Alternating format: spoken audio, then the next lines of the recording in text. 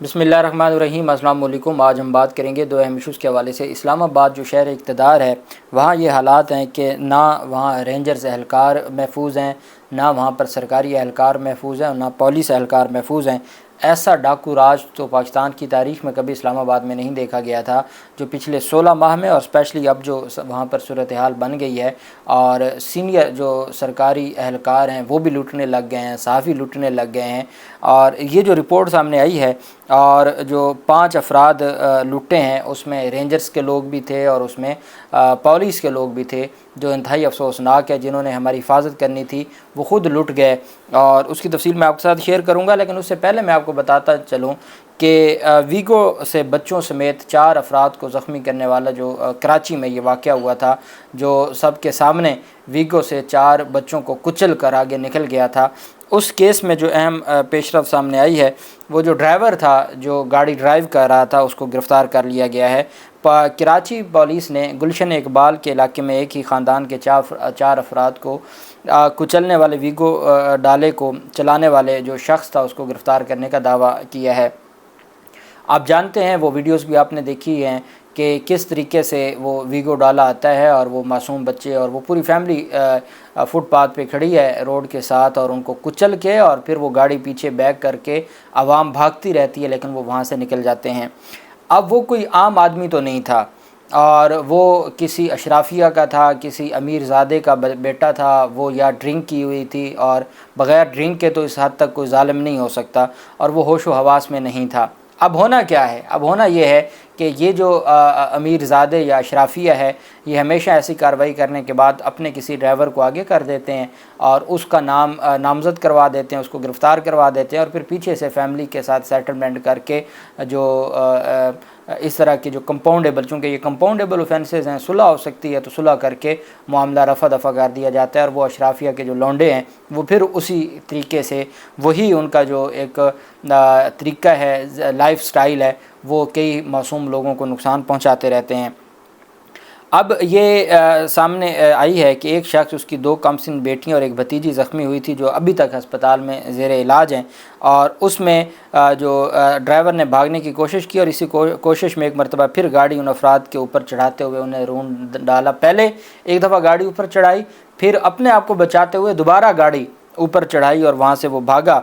और अब पुलिस की जानिब से जो गुलशन इकबाल थाने के अफसर हैं अरशद आफरीदी ने कहा है कि उनकी ज़ेर सरबराही पुलिस टीम और तफ्तीशी इंस्पेक्टर सलीम रिंद ने जदीद टेक्नोलॉजी की मदद से मुश्तबा शख्स को गिरफ़्तार किया, जिसकी शनाख्त मुआविया मोहम्मद फ़िरोज़ के नाम से हुई है और उसकी गाड़ी भी बरामद की गई है।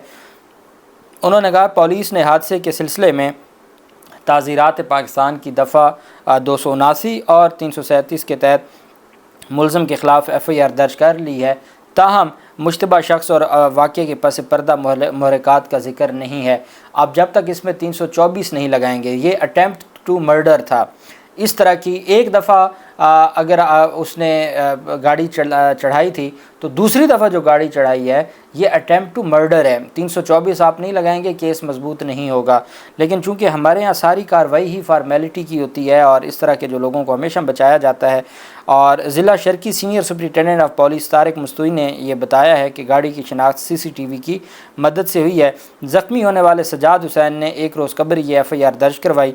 उन्होंने अपनी शिकायत में लिखवाया कि 27 अगस्त को वो और उनके ख़ानदान के अफराद ख़रीदारी के लिए गुलशन इकबाल 7 में इतवार बाज़ार में गए। उन्होंने जब वो वापस आए और अपनी खड़ी गाड़ी की तरफ बढ़े तो नामालूम सिमत से आने वाली एक डबल कैबन गाड़ी ने उन्हें टक्कर मार दी और ड्राइवर वहां से फ़रार होने में कामयाब हो गया। दरख्वास्त गुजार ने बताया कि मुझे चोटें आई और मैं बेहोश हो गया। मुझे अस्पताल में होश आया जहां मुझे एहसास हुआ कि मुझे टांगों के साथ साथ सर में भी अंदरूनी ज़ख्म आए हैं। उन्होंने बताया कि मेरी एक बेटी 4 साला हुरैन, सर, टांग और पाँव पर चोटें आई हैं। दूसरी बेटी 7 साला हानिया, उसकी आँखों और पसलियों के नीचे ज़ख्म आए, जबकि मेरी 5 साला भतीजी हमना शहजाद को गर्दन, टांग, हाथ और कंधे में चोटें आई हैं। दरख्वास्त गुजार ने बताया कि वो सब लियाकत नेशनल अस्पताल के एमरजेंसी वार्ड में ज़ेर इलाज हैं और ये दरिंदों की जानिब से इतनी बड़ी कार्रवाई की गई है और जिसकी वजह से अब पुलिस का ये दावा है कि वीगो से बच्चों समेत एक ख़ानदान को रूंधने वाला गिरफ़्तार कर लिया गया है, मुश्तबा शख्स। अब चूँकि वो ब्लैक शीशे थे और वो गैर कानूनी है, लेकिन चूँकि ये जो अशराफिया के लौंडे हैं इनको कोई पूछने वाला नहीं है, اس وجہ سے وہ اب ان کی شناخت کیا ہونی ہے، انہوں نے کسی کو قربانی کا بکرا بنانا ہے اور بعد میں صلح کر لینی ہے، دباؤ ڈالنا ہے اور اس کے بعد یہ معاملہ ختم ہو جانا ہے۔ دوسری جانب اسلام آباد میں اتنے خوفناک حالات بنے گے کبھی کسی نے سوچا نہیں تھا۔ ڈاکو راج اس حد تک آپ نے دیکھا ہوگا کہ پچھلے دنوں سینئر صحافیوں کے موبائل فون چھینے گئے۔ اچھا، اس میں ایک اور اہم بات کہ موبائل فون چھینا جاتا ہے اور ساتھ پھر کہا جاتا ہے کہ اس کا پاسورڈ بھی لگا کے دیں، اور چونکہ پاسورڈ نہیں ہوگا تو وہ ان کے موبائل استعمال میں نہیں آئے گا، کسی کام کا نہیں ہوگا، وہ موبائل فون کا پاسورڈ بھی لیتے ہیں۔ اسلام آباد میں رینجرز اہلکار اور اسسٹنٹ ڈائریکٹر سمیت 5 افراد کو ڈاکوؤں نے لوٹ لیا۔ اسلام آباد کے تھانہ سنبل کے علاقے میں 3 موٹر سائیکل پر سوار ڈکیٹوں نے سرکاری افسر سرفراز خان سے قیمتی موبائل اور 18,000 روپے نقدی چھین لی۔ اسلام آباد کے تھانہ I-9 کی حدود میں اپنے بھائی کی شادی کا سامان لے کر گھر جانے والے رینجرز اہلکار کو بھی ڈاکوؤں نے موبائل اور نقدی سے محروم کیا، جبکہ تھانہ کراچی کمپنی کی حدود سے الیاس لبھا نامی شخص سے ڈاکو موبائل اور نقدی چھین کر فرار ہو گئے۔ تھانہ رمنا کے علاقے میں انضمام نامی شہری سے موبائل فون چھینا گیا، جبکہ تھانہ لوہی بھیر کی حدود میں یہ ایک ہی رات کا واقعہ ہے۔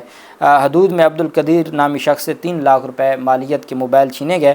پولیس کے مطابق اسٹریٹ کرائم کی بیشتر وارداتوں میں افغانی باشندے شامل ہیں اور وہ پہلے سے زیادہ متحرک ہو گئے ہیں۔ جس ملک میں یہ حالات ہوں کہ وہاں جو وفاقی پولیس ہے وہ اتنی تیز کارروائیاں کرے کہ عمران خان کو سزا ہوتی ہے اور 4 منٹ 8 منٹ کے بعد لاہور سے ان کو گرفتار کر لیا جاتا ہے۔ لاہور ہائی کورٹ کا حکم جاری ہوتا ہے کہ پرویز الہی کو کسی مقدمے میں گرفتار نہیں کرنا، اور اسلام آباد پولیس ان کو DIG آپریشن کی کسٹڈی سے گرفتار کر لیتی ہے اور لے کے چلی جاتی ہے، اور باقاعدہ ہیلی کاپٹر لایا جاتا ہے ملزم کو منتقل کرنے کے لیے لاہور سے اسلام آباد۔ جب آپ سیاسی انجینئرنگ میں ملوث ہوں گے، جب آپ کا کام صرف اور صرف ایک جماعت کو ٹھکانے لگانا ہے، اس وقت پنجاب کی میں آپ کو صورتحال بتا دوں، ہمارے جو گاؤں ہیں اور جہاں کبھی ہم نے نہیں سنا تھا کہ کوئی ڈکیٹی کی یا چوری کی واردات ہوئی، اتنے پرامن علاقے تھے، اتنے پرامن علاقے کہ رات کے 2 بجے بھی آپ اگر وہاں سے گزر رہے ہیں کوئی خطرہ نہیں ہوتا تھا۔ اس وقت یہ حالات ہیں کہ پورا جو گاؤں ہے اور فیملیز ہیں وہ چھتوں پہ بیٹھی ہیں اپنی حفاظت کے لیے، ساری رات وہاں پر فائرنگ ہوتی ہے، پولیس نام کی چیز ہی کوئی نہیں، اور پولیس والوں کے کان تک جوں تک نہیں رینگتی، اور ہر روز وارداتیں ہو رہی ہیں، اور پورے کے پورے اضلاع کا، پنجاب کے وہ اضلاع، میں آپ کو یہ شیخوپورہ، گجرانوالہ یا ان علاقوں کی بات نہیں کر رہا جہاں پہلے بھی چھوٹے موٹے واقعات ہوتے رہتے تھے، یہ وہ علاقے ہیں جیسے بھکر کا علاقہ ہے، لیا کا علاقہ ہے، یہ وہ پرامن علاقے تھے۔ اب یہ حالت ہے کہ ہر گھر میں وہ اپنی حفاظت کے لیے خود بیٹھے ہیں، کوئی لا اینڈ آرڈر کی حکام وہاں پر موجود نہیں ہے، کوئی گشت نہیں کرتے۔ 15 پر جو کال کر دے کہ جی یہاں چوروں کی واردات ہوئی ہے تو وہ ان کے گلے پڑ جاتے ہیں کہ آپ نے 15 پہ کال کیوں کی ہے۔ اس حد تک حالات خراب ہو چکے ہیں۔